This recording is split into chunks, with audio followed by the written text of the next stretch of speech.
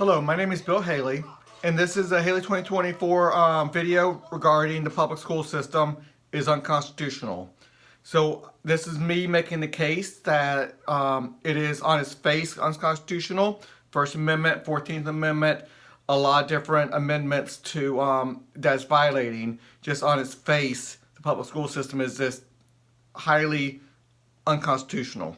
So I'm going to go this, I did an 8-minute long video that just introduces the given facts. I'm going to go through those given facts, then I'm going to go through a lot of case law. So this one's going to be a lot more than just the 8 minutes. So let's go through real quick. When we go through the case law, we need to have these given facts understood, and we need to apply these given facts. So I'm going to go through 8 of them that we need to apply to all of them, all the different case law, Supreme Court case law. So government at the federal, state, and local levels collects a high level of taxes from everyone, not just those going through the public school system, but for everyone. People who send their children to a private school or take care of their education on their own, they still pay the public school tax. Now, the taxes are coming from a lot of different places. $1.1 trillion over all of America is the best number I can come up with, over roughly 110 million households, equals roughly an average of $10,000 per household per year for life, people having to pay taxes. So the point here is that everyone's paying, and everybody's paying a lot. And that is a lot. That's about 5% of GDP. That is just a ton of money there, $10,000 per household. And everybody, even the poor, are paying a significant amount because the way taxes work, it goes off transactions. You can look at my tax page for seeing how the poor are harmed the most by any taxes. But let's keep on going. 100% of those funds go to the public school system. People say that, well, that's obvious. They run the public school system. Why pay for the private schools when they are running the public school system? So they pay for that. That seems obvious. It's a highly important fact in what we're doing. I understand that. But what that does is it denies a benefit to those parents not enrolling in their children in the public school system. Now, one of my main reforms is if you don't accept the benefit of the public school system, if you don't enroll your child in the public school system, you're exempt from the whole public school system tax, that whole system. So the taxes would have to be in a more exemptable form, but that's one of my main reforms. But this is a highly important fact that 100% goes to the public school system. None goes to private schools or anything else, and there's no tax exemption for being outside the public school system. Highly important fact. The public school system offers all parents the opportunity for their children, K through 12 age children, to go to the public school system. So yes, they offer it to everyone, 100% offering. Understand that. That's a given fact. I don't deny that.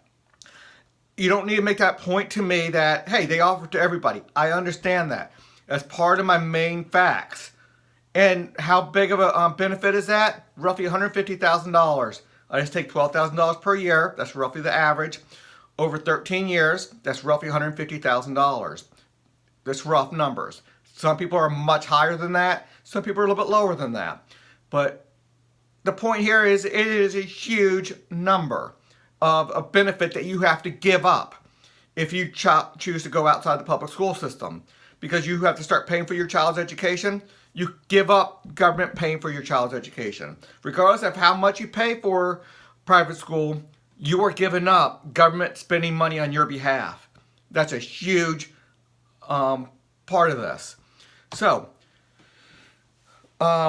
when parents enroll their children in the public school system, the parents no longer maintain their parental and constitutional rights to direct their children's education during those 13,000 hours in the public school system. So let's go over 13,000 hours real quick. 6 hours a day, 180 days a year is roughly a little bit over 1,000 hours per year, times 13 years, K through 12.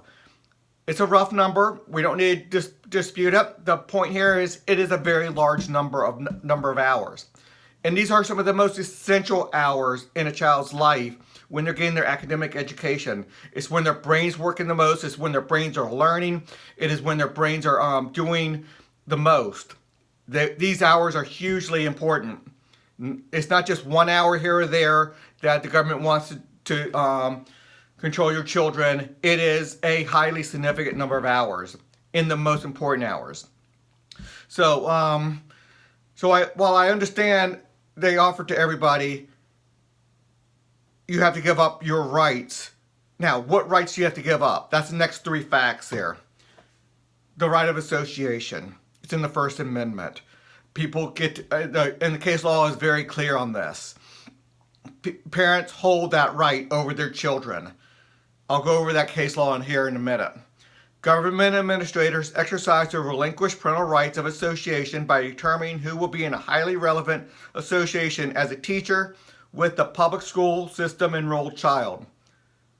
As a public school system, I mean, if you enroll your child in the public school system, who has the right to decide who that child is going to be associated with in that highly relevant student-teacher association?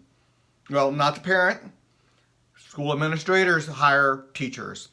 It has to be a government official. If it's my neighbor down the street who I really like, who is within the same faith as I am, who has the same morality as I have, that's great, but they're hired as a government official. They are not hired as my friend. They're not hired as somebody with my same morality. They are hired to do a job that the government tells them to do. That is more important because they have to do what the government tells them to do. They have to do what the employer tells them to do.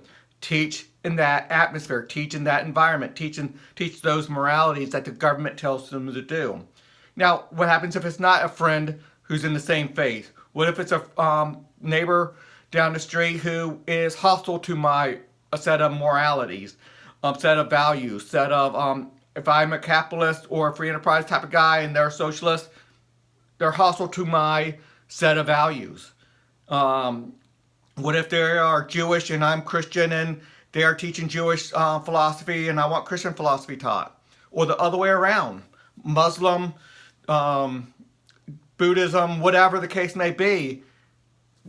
While that has to be excluded, and we'll get into that on in another fact in a minute, that's highly relevant. I don't have that association right. The school administrators have that right. Now, you can say that if you send your child to the private school, that private school principal and administrators get to pick that association. Yeah, but I picked that school. I have a choice of dozen different private schools, and I picked the one that's closest to mine, my set of values and stuff. So I, as a parent, that's a highly relevant portion of what school I would send my child to. If I were to send my child down to a school, private school, that I really like, but they have a garbage teacher I really don't like, I'll pull that child out and send him to another school. As a highly important part, the teacher-student association. It's mostly important when they're 5, 6, 7, 8 years old, at the most impressionable age. When you want your child to respect your teacher, and you cannot say respect the teacher, and then come home and debrief that child and try to correct all the things that the teacher said that was hostile to your beliefs. They said you should not steal because the government says you should not steal. I say no, you should not steal because the Bible says you should not steal. That is so incredibly different. That is profoundly and utterly different. So that association is highly important. Government administrators also exercise the following relinquished rights. The selection of schools, got into that a little bit. The choice of curriculum. As a parent, if I send my child to the public school system, I don't get to say what curriculum. Let's say 30 of my neighbors all have children in that same class. How are all 30 parents supposed to make that choice of curriculum? Obviously you can't. You can't have 30 different curriculums all chosen by the parents because the teacher needs to work off one curriculum. Obviously they don't allow that to happen. But that's a highly important decision, and that's a parental right. Okay, the set of morals. A special interest group comes in and pushes a hostile to my values set of morals. Highly important. You cannot just have a special interest group come in and say that We want to teach sex ed this way. We want to teach evolution this way. We want to teach the LGBTQ community values over here versus another set of values over here. What set of values are you going to teach? The state of Virginia has a set of laws saying public school system has to teach morality. Well, what's the base of that morality? So important that if it's not based off the Bible, it is fundamentally different than if it's just the state saying so. The foundation of morality being the state versus being the Bible is a world of difference. That worldview is profound. Okay, there are many other parental decisions that you could think of. We don't have time to get into right now, but parents must surrender those to the public school system because the public administrators, teachers, and the like, public school teachers, they make that call. Now, you might be able to influence it by going to talk to the teacher. You might be able to influence it a little bit by going to the school board. That's just a little bit if they want to listen to you. Okay, let's keep on going. These most important. Government administrators teach in a secular environment. The public school system has to be done in a secular environment. Necessarily monopolizing over 1,000 hours a year of the most essential hours in which to inculcate their family's faith. So, those 1,000 hours during academic education is so essential. Those are a huge amount of hours, and the most important hours, 30 hours a week. That's not small potatoes. We're not talking about 1 hour here, 1 hour there. We're talking 30 hours a week, 6-hour blocks of time, 5 days a week. This is essential time where you have to inculcate, which means to instill repetitively the set of values over and over and over again. What a 6 and 7 and 8-year-old needs, and at every age really, is to have it instilled over and over and over again. So people consider inculcation a bad thing. It's actually a good thing when you're doing good values. It's a bad thing when you're inculcating bad values. So don't get stuck on that word. It's instilling in a set of values by repetitive mentioning of those values in a lot of different aspects. And during academic education is a perfect time to instill those things. So if you do secular environment for those many hours, you have a deep secular inculcation. Now, some people make it out of the public school system, keeping their family faith. But is it as strong? Is it as strong as it would have been? It's hard to say that it would be. Versus you go to a Christian school, go to the graduation, and listen to what the students say as they walk across the stage. If they have a minute or two to say what's important to them about that school, about their education. They will talk about God. They will talk about their faith.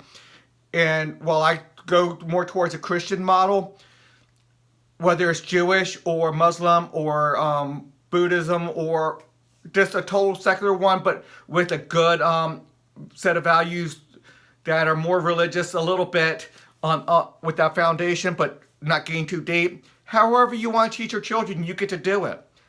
Not the government. The government makes it a lot more secular. So let's go over some case law. Where did I go here? I went to there and... Okay, let's go over case law. 1983, Reagan versus I think it's Reagan, who was one of the secretaries of whatever, versus taxation without representation of Washington, 1983. It's during the Reagan term, but this is not Reagan, this is Reagan. Okay, TWR, taxation without representation, is certainly correct when it states that we have held, the Supreme Court, this is a direct quote, that we have held that the government may not deny a benefit to a person because he exercises a constitutional right. Well, I want to exercise my constitutional right to educate my children in their faith. My constitutional right to choose the association with my child. look back at those given facts I said, the rights that we have to relinquish. Now, let's read this again.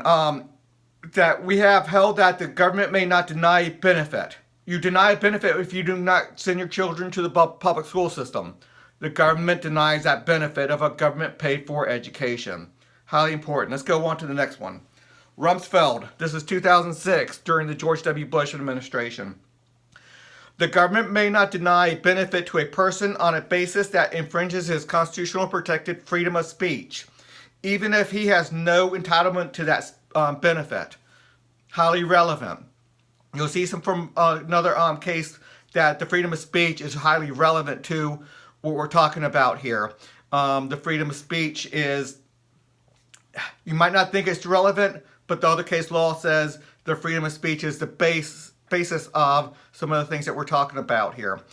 So let's go on. If you don't believe that, then it's more than just speech. You can substitute that into the freedom of religion, freedom of association. It's the same set of rights.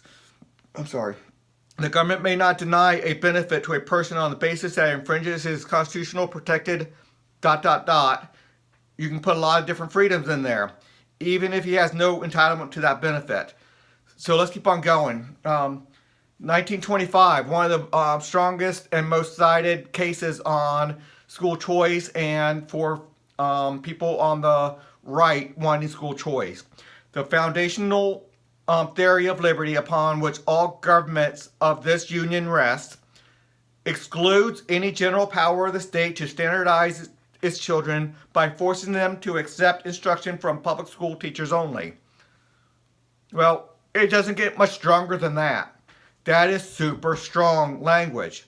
Now, this was on a case where they were having mandatory government public school system attendance. You were not allowed to go to private schools under the set of laws here that they were trying to stop. Society of Sisters was a group, I believe a Catholic group, trying to educate and do private Catholic schools. And they were saying nobody's allowed to go to private schools. Everybody has to go, all the children have to go to the public schools. Well, that's super important here. But they should have took it the next step and said, obviously this same logic means the public school system needs to be, is declared unconstitutional as well. I'm not sure why there should be a stop from mandating, because it's a fundamental theory of liberty. Anyway, if you don't see it, then if that doesn't get you, then it's hard to get you. But let's keep on going. Maybe the other cases will. Attendance at a public school has never been compulsory. This is 1963. Parents remain morally and constitutionally free to choose the academic environment in which their children will be educated. So this is a direct Supreme Court opinion from the majority. Highly important. It's never been compulsory. Parents remain morally and constitutionally free to choose the academic education in which their children will be educated. Well, if they have this right, if they remain morally and constitutionally free, and we already saw that you cannot deny a benefit because you are accepting if you are exercising your rights. This one says it's your right, a constitutional right to free to choose the academic environment in which your child will be educated. The relationship of the Establishment Clause, the First Amendment, establishment of religion, also the freedom of religion, two different parts of the Establishment Clause of this First Amendment to the public school system is preeminently that the reserving such a choice to the individual parent rather than vesting it in the majority of voters of each state or school district. This one just said you don't have to have the majority of the voters control your child's education. You don't have to have the state or the school district control your child's education. You have the right. You're constitutionally free to choose academic education in which your children will be educated. Well, you see the burden $150,000 per child, $600,000 if you have 4 children that you have to give up. You still have to pay those taxes to get there. That's pretty huge. That's really, really huge. I don't know how you can look at this and say this is not a right. Parents have that right. It's only 1963. It's not like it's 1780 or that's before the Constitution. 1795, 1800s. This is 50 years ago or so. The choice. This is still Aberdeen schools. This is still 1963. Same case.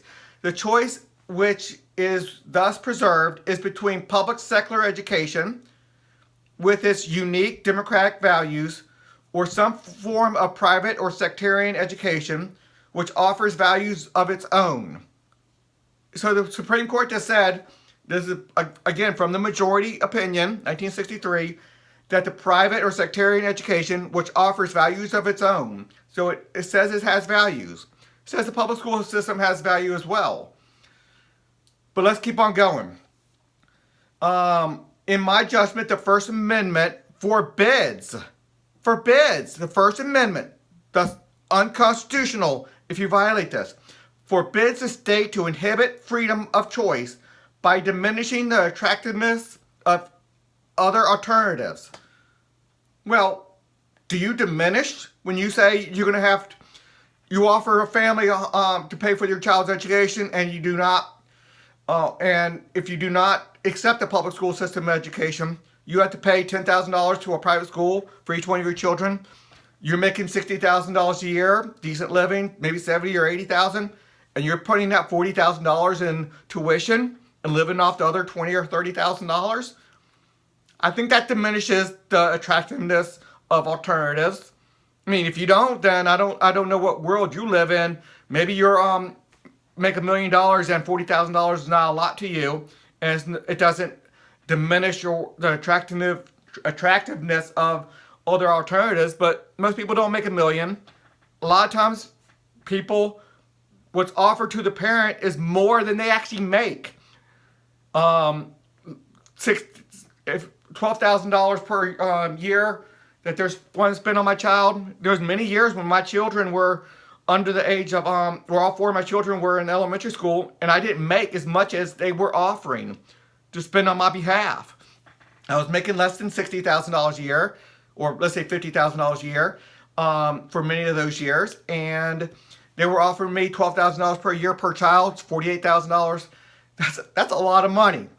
That diminishes the attractiveness. Let's keep on going. Either by restricting the liberty of the private schools to inculcate whatever values they wish, or by jeopardizing the freedom of the public school from private or sectarian pressures. Now, nowhere in this case am I talking about government influencing the private schools on how they teach, or I'm not even talking about how the private schools are influencing government on how they should teach. I'm talking about the simple notion that you are paying for, the government's paying for and offering to pay for an education only if it's done in a secular environment under government control, where the government administrators have all the power and exercise those rights. Okay, let's stay on the same case. 1963 still. The choice between these very different forms of government or education is one much like the choice of whether or not to worship. Wow, let's read that again. The choice between these very different forms of education, we're talking about public school or private school, Christian school, and the like, is one very much like the choice of whether or not to worship. Wow, he's bringing that First Amendment freedom of his religion into there pretty hard, which our Constitution leaves to the individuals. Obviously, very obvious. They leave it to the individuals. Our Constitution does. It is not the proper function of the state or local governments to influence or restrict this choice. Well, obviously, I think I made the case that it influences the choice. I don't need to go back over there and look at the 7 facts I laid out. The lesson of this history, drawn more from the experience of our country than the lessons of history, drawn more from the experiences of other countries than from our own, is that that a system of free public education forfeits its unique contribution to the growth of democratic citizens when that choice ceases to be freely available to each parent. Well, it's not freely available. If I haven't made that case yet, with $150,000 per child their government's going to spend, and you have to relinquish that benefit, and how much taxes you have to pay, if I haven't made that case, and now I don't know what I need to do to make that case to you. But obviously, 1963, 55, 56 years ago, is still very relevant. That's not old case law. That's very relevant. And we got newer case law that we're going to bring up here. Again, 1963, same case. The court said, it is true that religion has been closely identified with our history and government. As we said in Engel v. Vattel, the history of man is inseparable from the history of religion. How can you teach history? History is obviously a course in the public school system. How do you teach history without bringing in religion? You can't. Now, obviously they allow some of that to be brought in, to be talked about, but it's very, very difficult not to be disparaging a religion or encouraging and praising a religion. It's very hard to do some of that. And what history are you going to teach? From what aspect? From what perspective? It's highly important. The court said in that it threatens the religious liberty by placing a premium on belief against non-belief and subjects their freedom of conscience to the rule of the majority. Wow. It threatens the religious liberty by placing a premium on belief. Well, it places a premium on beliefs by me having to give up money the government would be spending on my behalf, then giving up my money to the private school to teach my children to inculcate a certain belief. So that's definitely placing a premium on belief against non-belief. If I send my child to the public school system, that's kind of like a non-belief. And subjects their freedom of conscience to the rule of the majority. When we have elections for school board is what we're talking about. And even if you have an election for school board and get your people on there, it's not like you can say, we're going to go to Christian schools, Muslim schools, Jewish schools. Forbidding religion in schools is so important to understand that they have that. Even if you get the rule of the majority, you still cannot inculcate religious values in there. Let's switch cases. 1971, a little bit more, not too much more, but still, 48 years ago or so. The court gave a constitutional principle that neither the state nor the federal government shall promote or hinder a particular faith or faith generally through the advancements of benefits or through the excessive entanglements of church and state in the administration of those benefits. So let's get rid of the bottom part a little bit. I don't see an excessive entanglement of church and state. That's not the case. Or the administration of the benefits. That's not the case.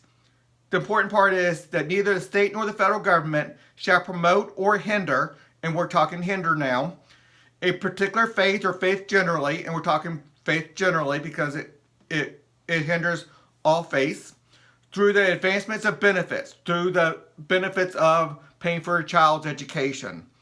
And that's the benefit. So it cannot hinder. The Supreme Court, 1971, you cannot hinder faith generally through the advancements of benefits. You can't, and they're doing that. So it's obviously unconstitutional. I mean, you cannot come to any other conclusion. Now you can say it's warranted because everybody has to get an education and the government should do the education. We'll talk about strict scrutiny in a minute, but when you're talking about this, you have to understand that when you're talking about strict scrutiny, the government has to do it in the least infringing way possible. If their government interests are so strong, an educated populace, that's the government interest. If it's so strong to infringe on liberty, you will at least have to do it in the least infringing way possible. And in no way, shape, or form is the public school system the least infringing way. Let's go to another case. Nope, same one. Lemon versus Kurtzman, still 1971. Justice Douglas and Justice Brennan stated, secular education in a parochial schools, that's Christian schools or Catholic schools, parochial schools mostly meant Catholic schools back then to a large degree. But a religious school was an integral part of religious instruction. That's very important to understand, that a part of a religious instruction was also academic education. And that was inextricably intertwined with the school's religious mission. So a religious mission from the church was to teach academic education. So that's highly important. So it's not like you see there and you look at any website of a Christian school or any religious-based school, and you're going to see how academic excellence is one of their main values. They're not just there to teach religious views and religious aspects. One of their main values at the top of the list is we want high academic standards. So this is me talking now. Not being able to participate in a school which intertwines religion with the secular education, academic education I probably should have meant there, and being compelled to attend a school which is void of religion, basically my fact 7 I was talking about monopolizing a child's education, monopolizing a child's number of hours and during that hours. Compelled to attend a school which has a void of religion, inhibits religion, and thus violates the First Amendment. So that seems pretty obvious that you inhibit religion when you cannot send your child freely without taking a huge penalty to a private Christian school. That inhibits religion. I mean, there's no doubt that it does. That's on its face does. So some more of my points. This is not Supreme Court saying that. The baseline that needs to be considered when determining whether an advancement or an inhibition of religion has occurred due to public school laws is the baseline without the public school system. Now, we don't have that baseline because the public school system came about over the last 150 or so years. It started slow, and it started with a lot of church-based anyway, or a lot of religious-based anyway, but only in the last 50 or so years, in the middle of the 1900s, did it really start taking religion out of it. So it's hard to know when the public school system started, because what's public school system? Public school system in 1900 is significantly different than the public school system today, or even the 1980s. In the 1950s and 60s, it changed dramatically by taking government out of it. So it's very difficult to talk about talk about that. Okay, school choice programs reduce a financial burden, and 90% go to church-related schools. So look at any school choice program. Any program where you have either a big fund that offers children a chance to get out of the public school system and do some school choice. Look at any big school choice program. And 90% of the children, when the financial burden is changed, more like the parents deciding for the children, but when the financial burden from escaping the public school system and going to a private school, what do? They go to church-related schools. Some are heavily church-related, some are just mildly church-related. But it's church-related. They do the foundation built on God or the Bible, or if you want to talk about Jewish, that's still the God in the Bible, but or Muslim or Buddhism or whatever the case may be. Now, 10% might go to to a totally secular private school. That's fine too, if that's what the parents choose. But you see that if 90% go, they were in the public school system. Now they go to a Christian school when they're the financial burden.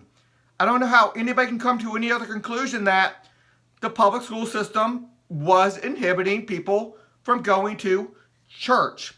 In another case law, they're going to really determine that and show, so the Supreme Court has showed that a religious school is considered church.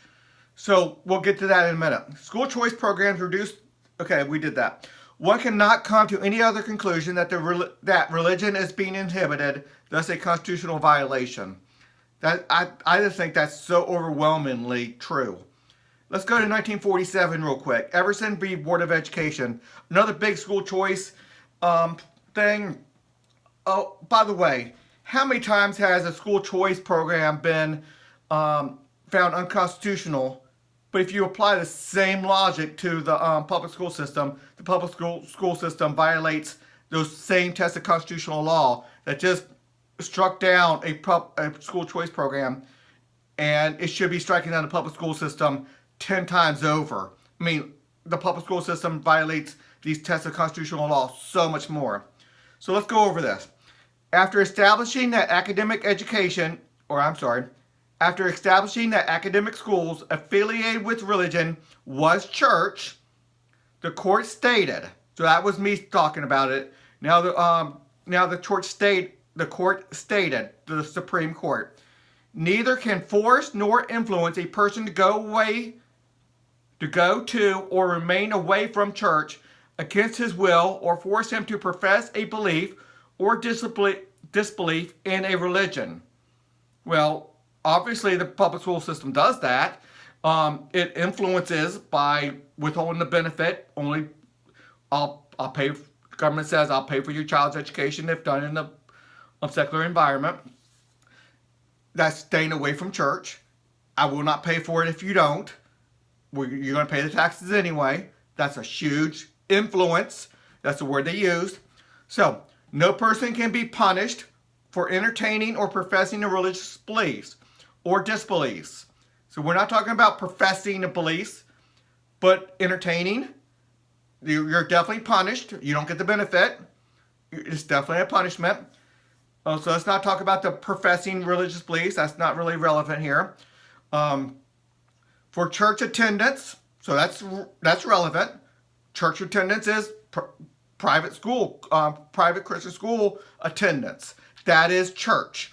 So you can look through that case and find where they established that academic schools are religion. Was the church, was religion.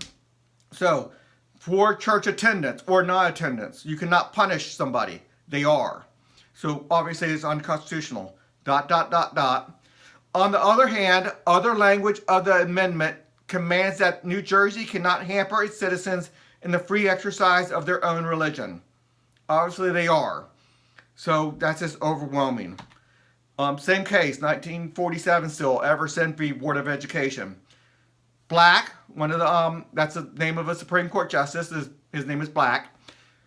Consequently, it cannot exclude individual Catholics, Lutherans, Mohammedites, or, I'm sorry, I don't know how to pronounce that, Baptists, Jews, Methodists, non-believers, Presbyterians, or members of any other faith because of their faith or lack of it from receiving the benefits of welfare legislation. Well, public school system is obviously welfare legislation. That is undeniable. You cannot call it anything else besides welfare legislation. It falls in that. And they were talking about a school choice program anyway, so it was talking about public legislation or welfare legislation in there. So you cannot exclude all these faiths from receiving it because of their faith or lack of it. Does it exactly touch on making it unconstitutional? It really brings a lot of points to bear on this. So it doesn't go all the way here, but it really educates you and it incites you on the overall points I'm trying to make here. Okay, 1968, the year I was born. The Board of Education v. Allen. The court stated, the test for the Establishment Clause is, what are the purposes and primary effects of the enactment? If either is an advancement or inhibition of religion, the enactment exceeds the scope of the Establishment Clause. You go back a few slides I already did. I'm sorry, 1 second. Okay, let's go back real quick. I talked about school choice programs. How 90% and other programs might not have been exactly 90%, but it's well over 50%, go to private schools. So what's the purpose and primary effect of the enactment? We're talking about the public school laws, the public school enactment of the full public school system. And if the either is an advancement or inhibition, now we're not talking about advancement, we're talking about inhibition of religion, the enactment exceeds the scope of the Establishment Clause. It does. Therefore, it is unconstitutional. It violates that on its face. This is me talking now. Same case, 1968. It is overwhelmingly clear that without the public school system, a much greater than 0%, that's all you have to do. If it's more than 0%, if anybody goes from the public school system, when the public school system is, let's say we get rid of the public school system. If anybody from the public school system goes to a private school, a private Christian school, that means there was inhibition of religion involved. Now, obviously, it's much more than just one. It's well more than just 50. It's 70, 80, 90% go to at least somewhat affiliated with religious values. A school somewhat affiliated with religious values. Some significantly, some mildly, but still affiliated and has a foundation with religion. Okay. I think I went over this. Simply look at the high percentage of those attaining scholarship money, attending religiously based schools. So, yeah, basically what I said. You look at any school choice program out there and see what happens when people and parents take their children out of the public school system. Where do they put them? Now, charter schools, I'm not a big charter school fan because they're still a public school system and they have to be secular. So while you get a little bit of extra freedom, you do not get the freedom of religion and inculcating religious values. Still a huge issue there. So let's go on. 1997, so a lot more recent. This is only 22 years ago. A lot more than 1968 or 47 we were just talking about. The Supreme Court stated that the state program would violate the First Amendment of the federal Constitution if it denied aid recipients by reference to religion so as to give the recipient any incentive to modify their religious beliefs or practices in order to obtain services. Well, obviously you do. You have to modify, you have to, there's a lot of incentive to modify the religious beliefs or practices, the practice of sending their child to the religious schools. That's a religious practice. There's no doubt about that. And in order to attain services. Now, the services here are government offering to pay your child's education. A government benefit of a government paid for education. That's the services. So, this is me talking now. The clear effects is that religious parents have prodigious incentive, which means a lot. I can't pronounce that word right now. Prodigious, whatever. I'm not even going to try. Incentive to modify the practice of educating their children within a religious environment to one of a secular environment. So obviously that's true. You have a lot. I go through my 7 facts again, especially my first fact 1, 2, and 3. It really shows that there's incentive and disincentive. It means a lot. Okay, let's keep on going. The court's test for, okay, this is 1992. So, 27 years ago. The court's test for a violation of the 14th Amendment was whether the laws were influencing students' enrollment decision. So, very important. The court's test for a violation of the 14th Amendment was whether the laws were, we're talking education laws, the public school laws, does it influence students' enrollment decision? How can it not? Will pay for your child's education if it's done in a secular environment, if we're controlling it. You send your child to the private school and you're going to have to pay $10,000 per child.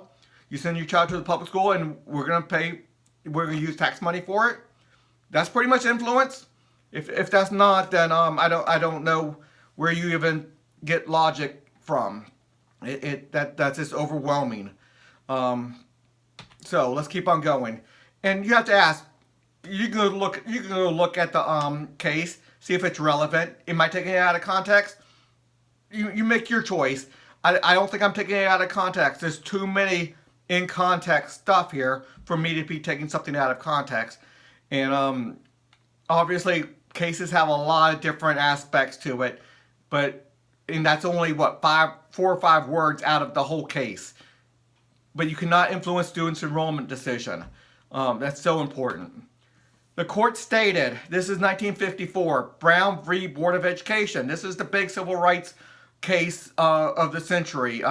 This is when you have integration, had to have integration from before it was segregated black and white schools. So the court stated that where a state has undertaken to provide an opportunity for education, foreign education in the public schools, such an opportunity is a right. So it's very important that we establish this is a right now. So you're taking a right away from me, the public school education or the government paying for your child's education. It's a right, which must be made available to all on equal terms. Now, all on equal terms can be a little bit fishy, especially for my point, because we don't want everybody educated in the public school system. That's not what they were talking about necessarily. But the big important part of this case was it becomes a right when they undertake to provide an opportunity for education in the public schools. It's a right to everybody on equal terms. In equal terms, what I'm talking about is equal benefit to everybody. And that's the more important part, not all on equal terms as everybody goes through the public school system. So that might go away. That might take you away from my point. I don't know. Whatever your view on this is, that might take you away from my point, and I might have just lost you on this. However, on equal terms is the more important part is government paying or giving everybody the same benefit of a government provided education. Even though they should not do that in the first place, you should be exempted from that. If you don't want to be involved in it, it means you're exempted from the taxes and the benefits. That'd be a perfectly reasonable solution to this problem and my school choice plan. Okay, 1948, McCollum v. Board of Education. Justice Frankfurter, wrote on the public school inhibiting religion. He wrote, this is the Supreme Court, in the majority opinion, wrote, laboring under financial difficulties, obviously there's a lot of financial difficulties with what we're talking about, and exercising only persuasive authority, various denominations, we're talking about Christian denominations, Catholics mostly probably here, felt handicapped in their task of religious education. It was urged that by appearing to make religion a one day a week matter, and this is when Sunday school came into play, and a lot of Christian faiths, Catholics and others, made Sunday school a big part of what they're doing, and that was mostly on Wednesday night. That was a big move and big change, but it became, that's what they're talking about, one day a week matter. Or the Sunday school, which acquired national acceptance. You take a religion out of schools. There was a lot of Christian influence and a lot of Bible reading and a lot of Christian influence back 100 years ago in the 1900 or early 1900s, before religion was taken out of the public school system. But to make this a one day a week matter, Sunday school, which acquired natural acceptance, tended to relegate a child's religious education and thereby his religion to a minor role, not unlike the enforced piano lesson. The public school unduly monopolized the child's time. Well, that's my fact, given fact number 7. It unduly monopolized the child's time. I stated that directly. And you not sending your child to the Christian school undermines and makes it a minor role, and thereby, let's see how they wrote that again. Child's religious education, and thereby his religion to a minor role. So you take away a big part of how you educate your child in the faith, and you only do it once a week on Sunday, and maybe Wednesday night during Sunday school at a religious at your church or whatever. it really makes it a minor role and more like an enforced piano lesson. It's not the basis of somebody's life at that point. So it's highly important. 1948, still staying on that same case. Justice Jackson now also wrote on the subject of omitting everything religion or religious from a child's education. This shows an inhibition of the establishment of religion, the free exercise of religion, and a child's personal spiritual relationship. Well, read that case and tell me if it really, you might think I'm taking it out of context. Read the case. It's been a while since I actually read the case. I pulled these things out probably 20 years ago, but it was very relevant. I didn't take it out of context. You omit everything religion from a child's education, and it really messes with the child's personal spiritual relationship. It inhibits it, is the word he used. Inhibits. It holds it back. It relegates it to a minor role in somebody's life because it's only on Sunday morning they're getting their Christian education now versus 30 hours. So you go from 31 hours, 30 hours in academic education, 1 hour in church on Sunday morning, and now you go to just 1 hour at church on Sunday morning. I think 31 hours of academic or religious instruction versus 1 hour, I think that's a huge difference. Now, obviously, 30 hours in academic education, you're learning math and history and learning different things, but you're constantly inculcating. It could be only 2 or 3 times a day if you want, or it could be 10 times a day, depending on how religious the school is and how seriously they take it or how much they push it. But the fact is, it's a lot more when you can have it religious environment inside the school. So, I don't know, maybe you're thinking I'm beating a dead horse here, but hopefully you think I'm beating a dead horse because I already made my point that the public school system was unconstitutional. Let's keep on going. Same case. The Supreme Court wrote, I think it remains to be demonstrated whether it is possible, even desirable, and that's another huge point, whether it's desirable, to comply with such demands as the plaintiffs completely to isolate and cast out secular education, cast out from secular education all that some people may reasonably regard as religious instruction. So you have education, and it's intertwined with religious messaging. You do book reports on the book of Matthew or book of Exodus or the book of Genesis or whatever. You take that out and you do a book report on something totally secular. It's a big difference. You pull away the teaching of why certain events happen in history. You take away the sacred music and the sacredness and Jesus and the religious messaging in music. You take that out. That's not desirable to a lot of people. Or he even says, is it possible?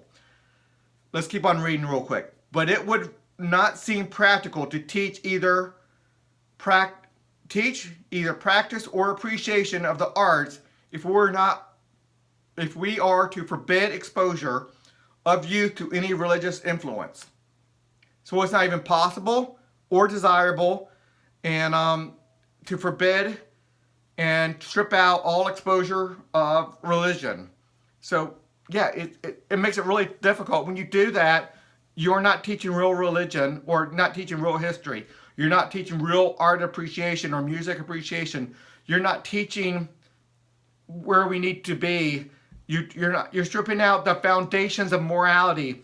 So when the teacher says, John, you should not steal a pen from little Sally, or a pencil or a crayons from little Sally, well, why not? Well, the difference between because the government says we should not, because it's a law, versus God said we should not steal, and it's God's law, those two things are overwhelmingly and profoundly different.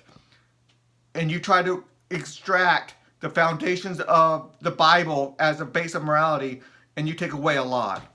Let's keep on going. 1948, McCullum still. Music without the sacred music. Architecture minus the cathedral. Painting without the scriptural themes. would be eccentric and incomplete, even from a secular point of view. So you cannot even teach, you cannot go to Notre Dame, the cathedral there, and teach all the history from that because it's religion. How can you even think about doing anything like that? Let's keep on reading. Yet the inspirational appeal of religion in these guises is often stronger than the forthright sermon. So you go to Sunday morning and you listen to a sermon, sometimes that music can overwhelm and be a lot more important than that sermon because, well, the Supreme Court, this justice on the Supreme Court said so, but it's overwhelmingly obvious that's true. Even such a science as biology raises the issue between evolution and creation as an explanation of our presence on this planet. Obviously, that's a huge issue. That, sex ed, evolution versus creation, those are huge issues. And you can have good scientific evidence to suggest a lot of different things and how to approach that. You don't just say government gets to decide what's true scientifically and then teach that. It's always been a very, very bad way to go. Obviously, that's open to a huge abuse. To say that government gets to decide what is fact on science. That's always a huge problem. There's so many problems with that. I won't even get into that at this point. But you see some of the major issues. You teach somebody that creationism isn't true, and you are infringing on their religious liberty tremendously. How can a parent send their child to a school where they are teaching a hostile value to their children that undermines their religious faith? Okay, you can say, well, it's true, they need to learn that their religious faith is wrong. Well, no, they don't have to do that. They don't have the facts on their side. They don't have the science on their side. They can claim they have the science. They can claim everything, but no, they don't. And it's very, very dangerous for them to say that they do. Very dangerous. Okay, let's keep on reading. Certainly a course in English literature that omitted the Bible and other powerful uses of their mother tongue for religious ends would be pretty barren. It'd be hard to go back through English literature and take out all the different religious aspects. It really does. It makes it totally nonsensical. You strip out it and the sense goes away because it was so intertwined. English literature was so intertwined with messages of the Bible, messages of religious faith and the like. Keep on reading. And I should suppose it is proper, if not indispensable, part of a preparation for a worldly life to know the role that religion and religions have played in this tragic story of mankind. So, how do you teach the Crusades, any of the wars and the religious aspects to that? Whether it's the atheist aspects of the Soviet Union, whether it's different wars across, what was the religious aspects? How can you teach those properly? And don't get me into how you teach history. That is so fraught with dangers, and that's another big part of this whole thing. What worldview are you teaching in? It goes back to one of my given facts is what world are you teaching in? And parents might want want their children taught in a certain worldview, and the teachers way in a different worldview. Whether Nazism was good or was it bad? Obviously, 99% of the people think it's bad, but that's where it's overwhelming. But what if it's 80%? Are the 20%? Do they have the right to believe what they believe, or can the public school system just demolish their views by teaching outside of their realm? What if it's only 20% and the special interest come in and 20% believe something, but they buy off the school board and they come in and they do the police that only 20% of the people believe, and they teach something hostile to religious liberty? There's so much to get into on that. Same case. The fact, keep on reading from the opinion. The fact is that for good or for ill, nearly everything in our culture worth transmitting, everything which gives meaning to life, is saturated with religious influence. Derived from paganism, Judaism, Christianity, both Catholic and Protestant, and both faiths accepted by a large part of the world's people. One can hardly respect a system of education that would leave the student wholly ignorant of the currents of the religious thought that moved the world society for a part in which he is being prepared. So how are you being taught? Religious and religion played such a huge role in our history. The Supreme Court is stating right here, how can you teach history without teaching the religious aspects of it? And again, how do you teach history is a huge problem, especially if you have a monopoly, and government 85% is a monopoly, or they have a monopoly of who 100% of the money from government goes into a monopoly, the public school system. 100% of those people have to be taught by a secular environment, to a large degree stripping out a lot of the religion. Sometimes they get to teach some of it as history, but boy, is that fraught with danger. The worldview aspects of it is so important to understand how that is this fraught with danger. Same case, but keep on reading from the opinion. But how can one teach with satisfaction or even the justice to all faiths such subjects as the story of Reformation, the Inquisition, or even the New England effort to fund a church without a bishop and a state without a king? You see that in quotes there. The Supreme Court, that was a phrase that was known back then during the beginning of the country. A church without a bishop and a state without a king. It is more than I know. So the Supreme Court says, I don't even know how they could even teach this stuff because it was so intertwined. These are such important aspects of history. A church without a bishop and a state without a king. That's how we started with this country. Or the Inquisition or the Reformation, or maybe I'm getting a little bit of stuff, a little bit of wrong. But here it is, New England's effort to fund a church without a bishop. So that's important. Okay. It is too much to expect that mortals will teach subjects about which their contemporaries have passionate controversies.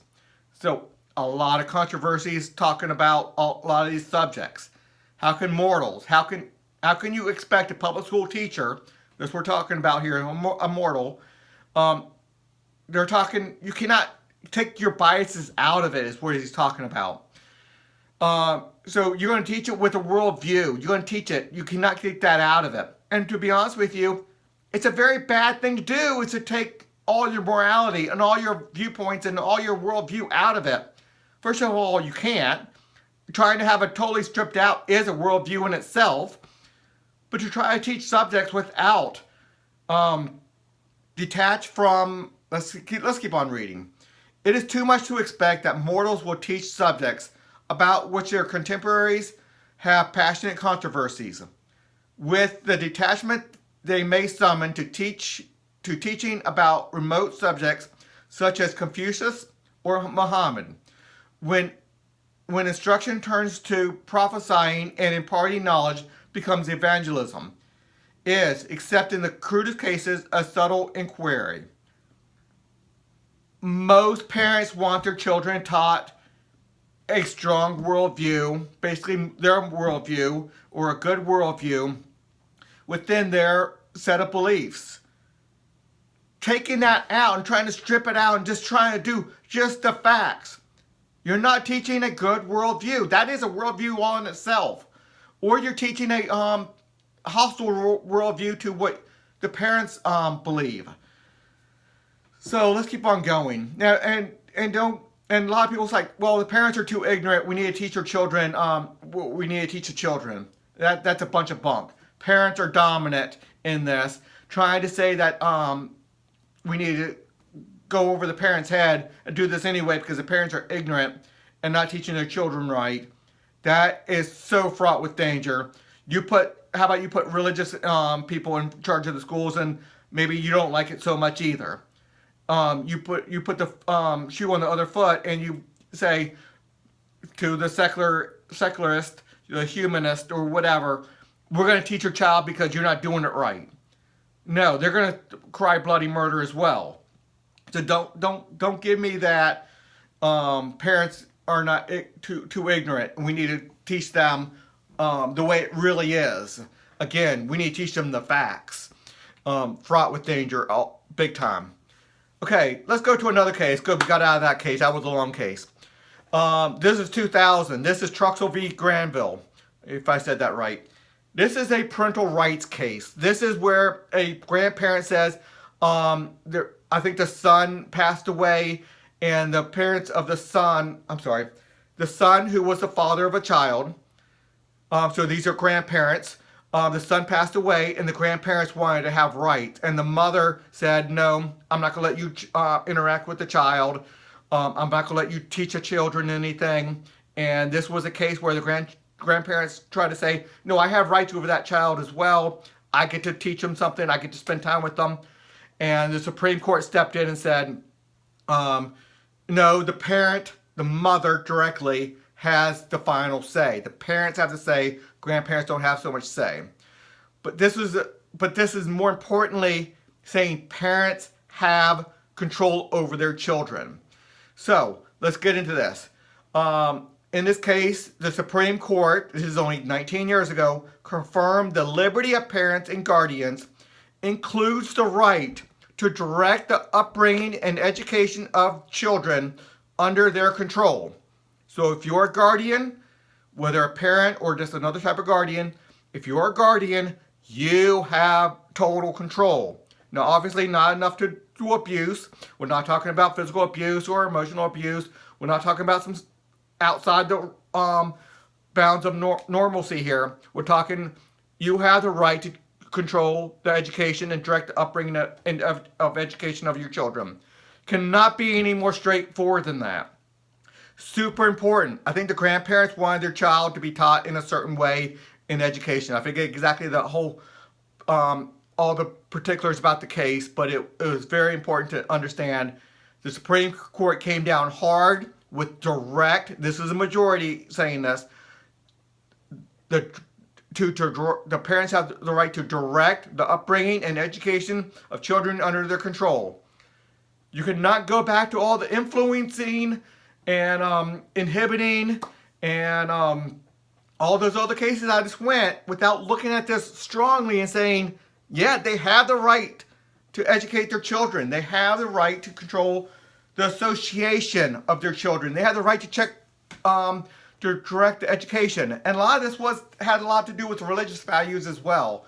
In that case, I believe. It wasn't just totally secular stuff, talking about different things. It was religious environment as well, I believe, in this one. But religious environment was obviously engaged in a lot of these cases here. So let's go to another case, 1958, going back a little bit here. The Supreme Court held that it is beyond debate that freedom to engage in association, again, I think that was point number, if I'm not mistaken, point number 5, my fact number 5. It is beyond debate that freedom to engage in association for the advancements of beliefs and ideas right here. It can be anything. Religious is definitely part of this. No doubt about it. Religious is part of this. If you talk about free enterprise versus socialism, the worldviews of different political parties, it's definitely in here. This goes to my point number, I believe it was 6, where I really get into all the different choices that a parent gets to decide for their children. So, and obviously the teacher-student relationship and additional relationships throughout the school. And we're not talking necessarily student versus student relationship. I don't want to get into a discrimination. He's black, he's white, he's Jewish, he's whatever. I'm not talking about those associations. Even though the parents have that right, that's still beside the point. We're not going there. We're talking about the teacher-student relationship. Okay, let's let's not go off to a tangent too far. Let's start that again. It is beyond debate. This is the Supreme Court saying this. So this is not even a close call. That the freedom to engage in association, part of the First Amendment, for the advancement of beliefs and ideas is an inseparable aspect of liberty, assured by the Due Process Clause of the 14th Amendment. The 14th Amendment incorporated all of the rights that you had for the federal government incorporated into the state government. Whether that's right or wrong, there's debate about that, but it did it. The Supreme Court has held that, and it's held strong to that. And there's good evidence to suggest the 14th Amendment should not have done that. We're not getting into that right now. The Supreme Court precedent is very strong in this. And plus, the federal government is funding education right now and that funding is only going towards the public school system. So it's really relevant anyway. So, liberty assures that the Due Process Clause of the 14th Amendment, which embraces the freedom of speech, so that brings the freedom of speech into it. First Amendment as well. So freedom of association, freedom of speech. Of course, it is immaterial, I'm reading again from the court case, of course, it is immaterial whether the beliefs sought to be advanced by association pertain to political, economic, religious, or cultural matters. This is the court saying it. The Supreme Court says it is immaterial. All these beliefs we're talking about, that is beyond debate, that the freedom of association equals liberty, it belongs to political. Obviously, a teacher who believes in Barack Obama versus one that believes in Ted Cruz versus somebody who believes in Trump versus somebody who believes in Bernie Sanders. This is not to disparage or advance any of those people, but they should be able to associate with people who also want to. That doesn't mean they can't associate with people who believe in other politicians, but it's their right to do so. The association pertains to political, economic.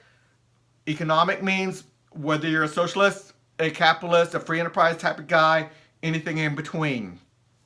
Religious or cultural matters. Cultural matters is huge here. This says parents have the right to associate based off cultural matters. What is the cultural debates among the society at any one time? There's 1,000 of them, and teachers are going to teach, and they're going to bring up some of those cultural things. You cannot not do that. That is an obvious thing that's going to happen, and parents want that to happen. If you try to strip it all out, the teachers aren't talking at all, and nobody wants that in the first place. And if they were talking and they try to avoid all these things, or they try to give both sides to it, that's not what parents want either. They want to associate based off of these matters. And obviously you see religion here. So it brings the First Amendment's religion aspect. So it talks about speech, association, and religion. It's all part of liberty. And it's part of the Due Process Clause of the 14th Amendment. That applies to all the states. That means other localities as well. Let's keep on going. And state action which may have the effect of curtailing.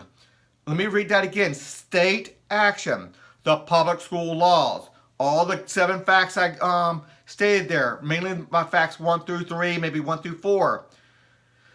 The state action which may have the effects of curtailing the freedom of association is subject to the closest scrutiny. Now this is 1958. They kind of changed that term to strict scrutiny, which means the judicial department, the judicial branch, the courts will pay much more attention and say to government, if you have such a high governmental interest in making sure something happens that you have to infringe on liberty, okay, but you have to do it in the least infringing way possible. And there's no way anybody can look at the public school system and say that they are doing it in the least liberty infringing way possible. It is profound infringement. If you go with just a simple school choice program, any of them, you reduce that liberty infringing tremendously. So the closest scrutiny means, yes, the government can infringe liberty, but they have to do it in the least infringing way possible. My preference would be you take people out of the taxing if they take themselves out of the I'm sorry. If they take themselves out of the benefit, you take them out of the taxing system fully. You exempt them fully from the full education tax. There's a lot to get into on that. That's not an easy thing to do, but that's my school choice program. Let's keep on going. We're already over an hour and 15 minutes.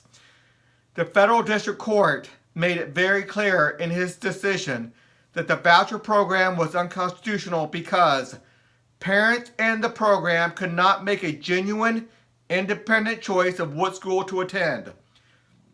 Now, this is the federal district court. This one made to the Supreme Court, and they made decisions on this. And for the life of me, I can't remember exactly how they addressed this. But this is obvious. But they applied this to the voucher program. What about applying this same principle to the public school system? The voucher program was a public benefit program. The public school system is a public benefit program. They're both the same thing. They both are intending to create educated children. They have the same aspect. You apply the same thing. Parents in the program could not make a genuine, independent choice of what school to attend. If you enroll your child in the public school system, do you have this right to make a genuine, independent choice of what school to attend? No, you don't. Obviously, and overwhelmingly, you don't. Let's keep on going. 1984, the court stated that the constitutional principle that neither the state nor federal government shall promote or hinder a particular faith or faith generally. I think we already went through this in another thing, so maybe they're coming back to this, but I have it here again. This is another court. I believe this was, I think in the 1950s, if I'm not mistaken. This is restating that. This is, the court stated the constitutional principle that was already there. So they are reaffirming it. So it's a constitutional principle is a lot more valid when it was done in the 1950s and then reestablished in the 1980s. That neither the state nor the federal government shall promote or hinder a particular faith or faith generally. Again, we're talking about inhibition or hindering here, and faith generally through the advancements of benefits. The advancements of benefits is the public school system, paying for your child's education.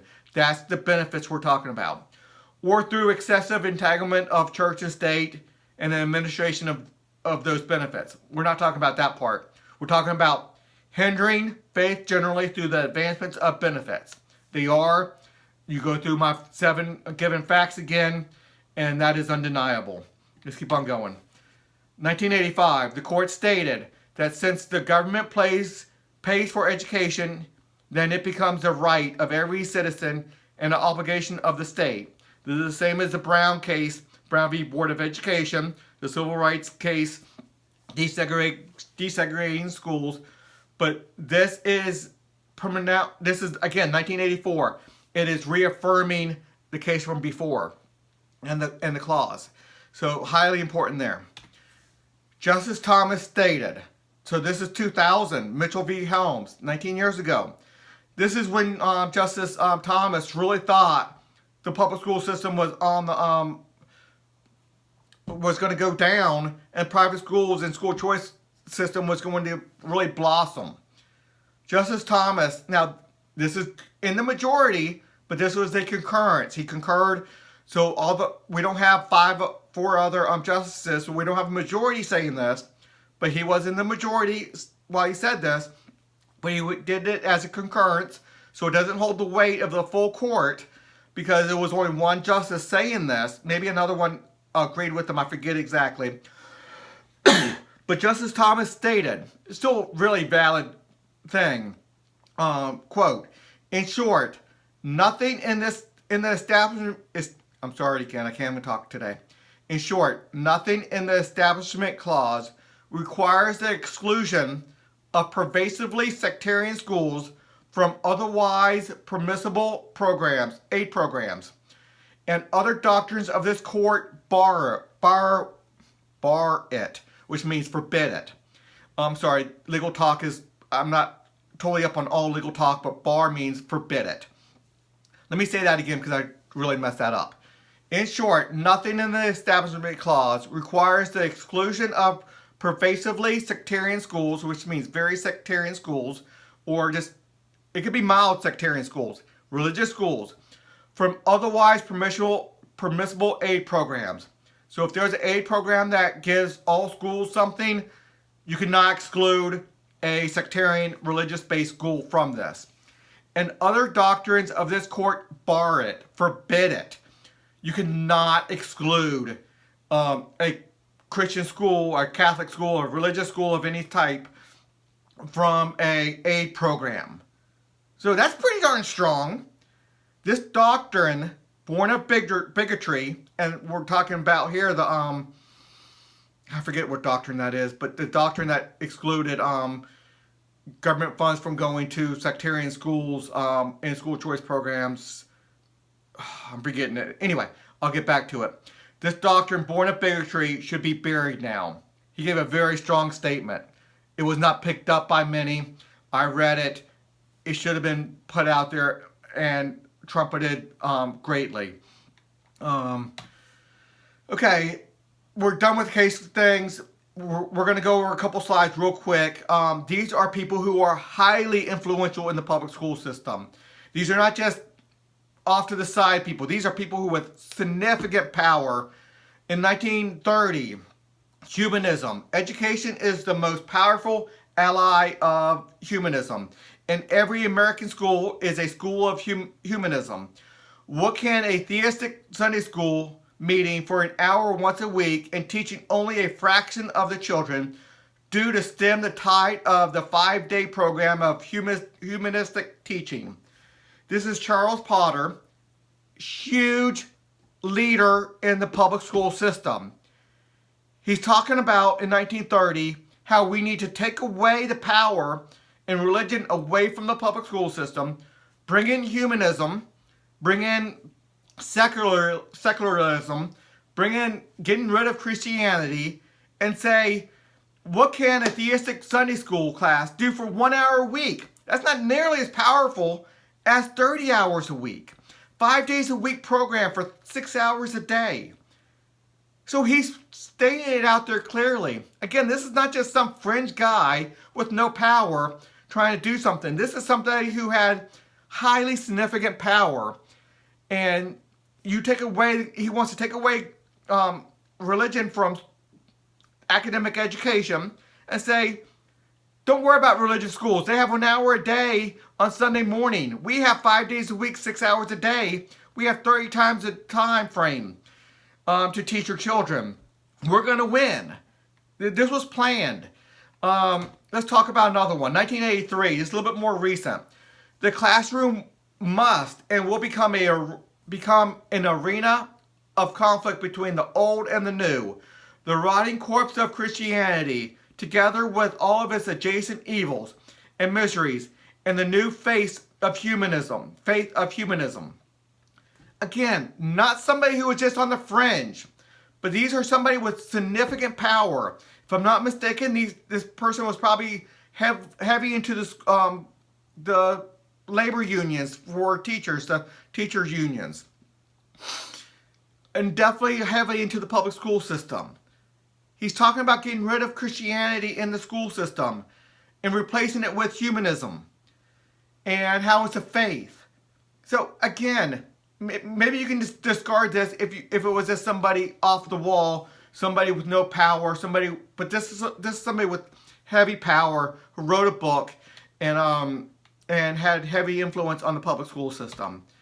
So these are my given facts again. Obviously, you can go back through the slides and see that. You can go to my website and look at the all this documentation. It's all on my website. I have a page on there with all these quotes. A lot of it are linked to the cases, or type Google the case and it comes up, and you can find you can read through it, make sure I didn't take things out of context. But when you look at all of this, there's no other conclusion that it infringes religious liberties, it infringes parental rights, it infringes worldviews, promoting and inculcating your values, parental values, to the next generation. To many public school teachers, not all of them, there's a lot of really good public school teachers that are doing their best. I'm not insulting them. But there are a few, and sometimes a lot more than a few, and sometimes the leadership that takes us down the wrong pathway. If you do not want a Christian education, you should not have one. But if you do not want a secular education, you should not have one either. If you have a monopoly and everybody has to be taught the same things, then everybody's going to be fighting to the death to have their values taught to their children. And sometimes when you lose that value fight, you give up that huge public benefit. So you do not have to have your children taught the way you don't want your children taught. Whether it's sex ed, creation versus evolution, whether it's just straight up Christianity and inculcation over 10, 15, 20 different mentions per day, intertwining it with your academic education, whatever the case may be. But the public school system is overwhelmingly and thoroughly unconstitutional. If this does not convince you, I'm not even sure why it does not. But it is profoundly violating of parental rights. You have to give up your parental rights to get the public benefit. And there's so many cases saying you cannot require the relinquishment of a parental right, a constitutional right, to attain a public benefit, and you do. Anyway, take a look at the website, and hopefully you listened all the way to the end of this. Thanks a lot.